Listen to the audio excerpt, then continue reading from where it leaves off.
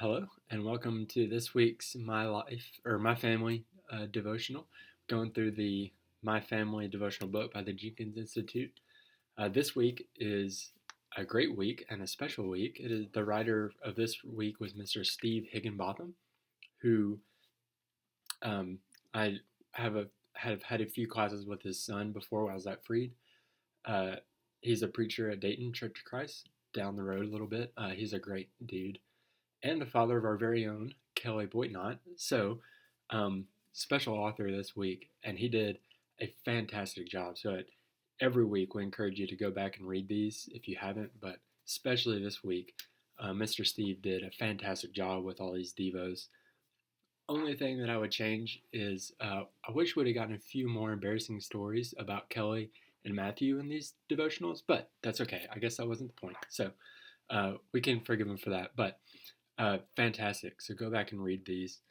I'm going to read at the end of each Devo, it has a today I will do this. I'm going to read those from each week because he has some great stuff before that, and he ends it off with some of these great little one liners that we're going to focus on. But again, it's all fantastic. So he starts off Monday by saying, Today I will examine my priorities to make sure they honor God before my children. If you go back and read, he encourages us to take a real hard look at some of the stuff we prioritize in our family.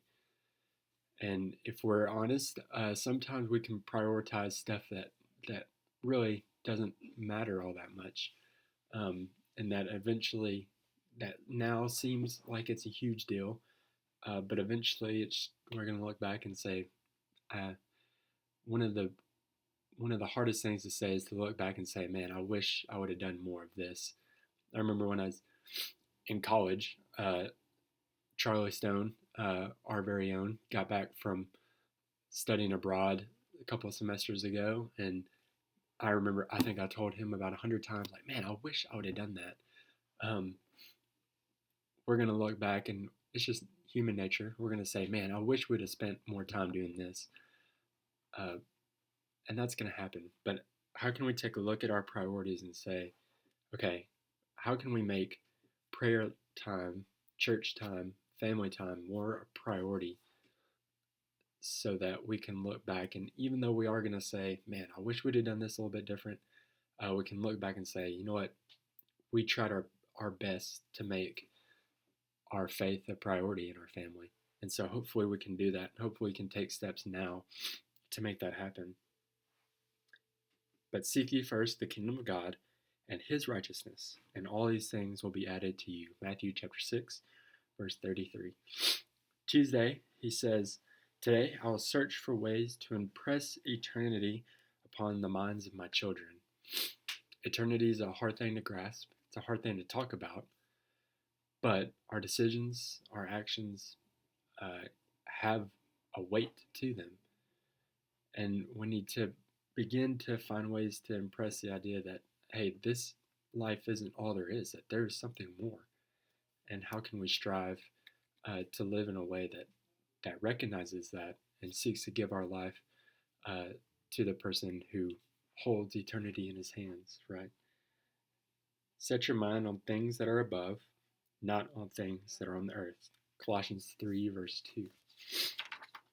And Wednesday, he says, Today, begin etching deeply into my children's memories my love for God and his word.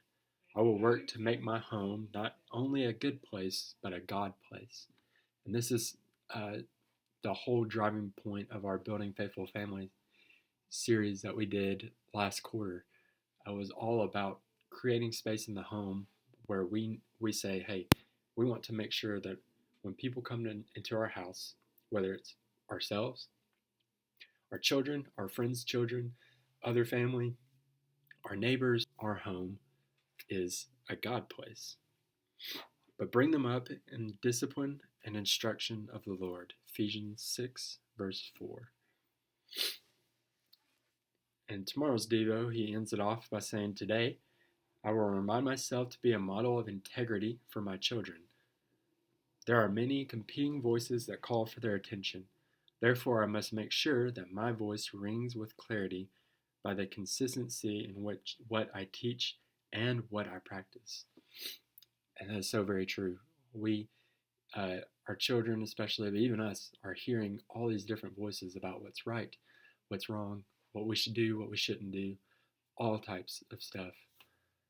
And though we don't always think that they hear what we're saying, and maybe they probably don't always hear what we're saying, um, they do hear more than we probably give them credit for.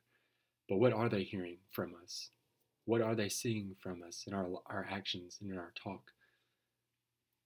May we remember that we are modeling the way to behave and the way to live out our faith each and every moment. And we like to have like specific teaching moments, but usually they learn from moments that happen all of a sudden and how we respond and how we react to situations that we don't think about. So how are we modeling faith in what we do and say each moment we're with our children? But be doers of the word and not hearers only, deceiving yourselves. James chapter 1, verse 22. And he'll end it off on Friday by saying, today I will begin to brainstorm about ways to impress my children with my unwavering faith in God. I will begin creating Mount Moriah experiences so that long after I'm gone from this world, my children will know deeply that I love the Lord. And the Mount Moriah experiences thing will make more sense when you read the Devo. So make sure you do that because it's a really good analogy. But what are our children going to remember about the way we lived our lives? What are they going to remember about what we told them and what we did around them? That's, I wish, we wish that we could create those memories for them, but that's not always how it's going to happen. But they're going to remember and they're going to know what's important to us. They're going to know what we made a priority, what we spent our lives about. And if we spend our lives focusing on our faith and loving the God who created us, that will have a far reaching impact in their faith and their lives and their children's lives as well.